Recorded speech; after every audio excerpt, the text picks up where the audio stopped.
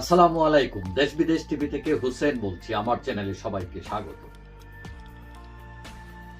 ৫ August রাজনৈতিক যে পট পরিবর্তন হয়, সেই পট পরিবর্তনের আগে বাংলাদেশের অবস্থা ছিল একরকম, এখন ৫ আগস্টের পর আরেক রকম।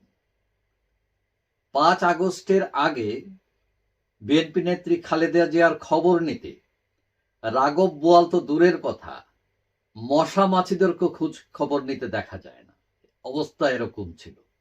কিন্তু ৫ আগস্টের পর খালেদার প্রেমে উত্থাল হয়ে উঠল অনেকের মন। বিদেশি কূটনীতিক থেকে শুরু করে জেল মুক্ত তৃতীয় গ্রেডের নেতা পর্যন্ত সবাই খালেদা জিয়ার সাথে দেখা করতে চান। তো প্রশ্ন উঠেছে যে খালেদা জিয়া হঠাৎ করে এত গুরুত্বপূর্ণ হয়ে উঠলেন, তার কারণটা কি? দেখা গেল খালেদা জিয়ার যখন দুর্দিন ছিল, তিনি দারুণ অসুস্থ ছিলেন, জেলে বন্দী ছিলেন, তখন কয়জনে প্রতিবাদ করেছেন, কয়জন একটা স্টেটমেন্ট দিয়েছেন, কয়জন হরতাল অবরোধ ডেকেছেন, তেমন কাউকে খুঁজে পাওয়া যায়নি তার দল ছাড়া।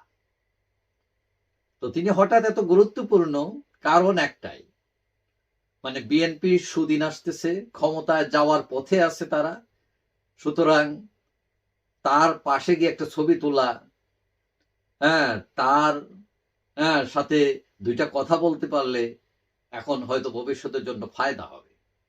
অবশ্য সবার উদ্দেশ্য এক নাও হতে পারে, ভিন্ন হতে পারে। যেমন গতকাল যেমন অনেকেই আমরা দেখছি যে বিভিন্ন মানবিক কারণে মানে ওনাকে দেখতে যান, অত সৌজন্য প্রকাশ করতেও যান। গতকাল বৃহস্পতিবার আমরা দেখলাম সেনাপ্রধান সস্ত্রীক খালেদা জিয়ার সাথে সাক্ষাৎ করেছেন তার ফিরুজা বাসভবনে, এবং তিনি গিয়েছেন গতকাল বৃহস্পতিবার রাত 8:30টার দিকে, 40 মিনিট ছিলেন সেখানে, এবং সেনাপ্রধানকে এবং তার স্ত্রীকে স্বাগত জানান মেজর জেনারেল অবসরপ্রাপ্ত ফজলে এলাহি আকবর, এবং সেনাপ্রধান সেখানে অবস্থান করেন এবং খালেদা জিয়ার সুস্থতা কামনা করে দোয়া করেন। এবং এই আগামী মঙ্গলবার খালেদা জিয়ার লন্ডনে যাবার কথা রয়েছে চিকিৎসার জন্য। আপনারা জানেন আওয়ামী লীগ আমলে খালেদা জিয়া 2 বছর কারাভোগ করেছেন এবং এই সরকার এসে তার সাজা স্থগিত করেছে। বিদেশ যাওয়ার অনুমতি দেয়নি আওয়ামী লীগ সরকার। ইউনূস সরকার শর্তহীন মুক্তি দেয় খালেদা জিয়াকে। তার বয়স এখন ৭৯ বছর, বিভিন্ন জটিল রোগে তিনি আক্রান্ত।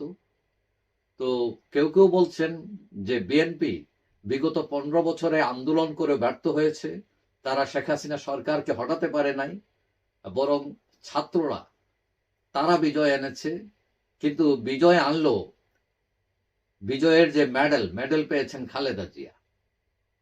কিন্তু কেউ কেউ আবার ভিন্ন মত পোষণ করছেন, তারা বলছেন গণ অভ্যুত্থান যেটা হয়েছে এটা কোনো একক গোষ্ঠীর কৃতিত্ব নয়, এই সাফল্যের পিছনে আছে বিভিন্ন শ্রেণী পেশার মানুষের, রাজনৈতিক শক্তি, সেনাবাহিনী, সশস্ত্র বাহিনী সহ সকলের অংশগ্রহণ। যাই হোক, কথা হচ্ছে যে আমাদের দেশের বাস্তবতা হচ্ছে যখন যে ক্ষমতায় আসে বা ক্ষমতার পথে থাকে তার দাম অনেক বেড়ে যায়, এবং যে ক্ষমতা থেকে চলে যায় মানে সে হয়ে যায় জানের দুশ্মন।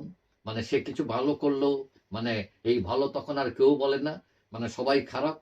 আবার একই দল দেখা যায় যখন ক্ষমতায় ফিরে আসে তখন সবাই তার গুণগান গেতে চায়, ওই নেতা বা নেত্রীর সান্নিধ্য চায়, হাইলাইট চায়। মানে আমাদের দেশ হচ্ছে এরকম, মানে যেদিকে বৃষ্টি হয় এদিকেই ছাতা ধরে মানুষ। যাই হোক, সবাই ভালো থাকবেন।